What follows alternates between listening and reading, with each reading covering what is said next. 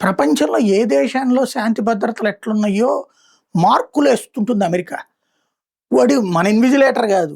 మన పరీక్షకు ఆడు మార్కులేస్తాడు. అదొక విచిత్రమైనటువంటి జబ్బు ఆళ్ళకి. ఏంటంటే ప్రపంచ ఆధిపత్యం.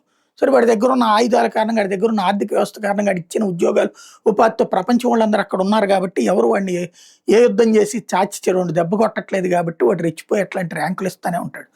వాడి దేశం గురించి వాడు ర్యాంకులు ఇవ్వడు. ప్రపంచంలోని ఇతర దేశాలందరికీ ర్యాంకులు ఇస్తాడు.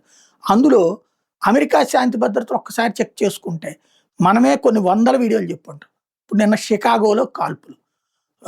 ఒక్కసారిగా కనబడ్డోళ్ళందరినీ కాల్చిపడేస్తే 8 మంది ప్రాణాలు కోల్పోయారు. 22 మంది గాయపడ్డారు. 8 మంది ప్రాణాలు కోల్పోయారు. కత్తులతో పొడిచేవాళ్ళు, కార్లతో గుద్దేసేవాళ్ళు, ట్రక్కులతో గుద్దేసేటటువంటోళ్ళు, తుపాకులతో కాల్చేసేటటువంటోళ్ళు, స్పెషల్ గన్స్‌తో పేల్చేసేటటువంటోళ్ళు ఆళ్ళ దగ్గర దర్జాగా తిరుగుతారు. అదేమంటే వాడికి మతిస్థిమితం లేదంటారు. మతిస్థిమితం ఎందుకు లేదంటే వాడి మతిస్థిమితం లేకపోతే వచ్చి ఎందుకు కాల్చేస్తాడు ఎవడు పడితే ఆడిని. అట్లాంటి వాడి దగ్గర ఆయుధాలు ఎట్ట ఉండనిచ్చారు? ఆయుధాలు ఉండేటటువంటి వాడికి మతిస్థిమితం సక్రమంగా ఉందనాలి కదా! అంటే అక్కడ మతిస్థిమితం సక్రమంగానే వాడు ఒక ఉన్మాది.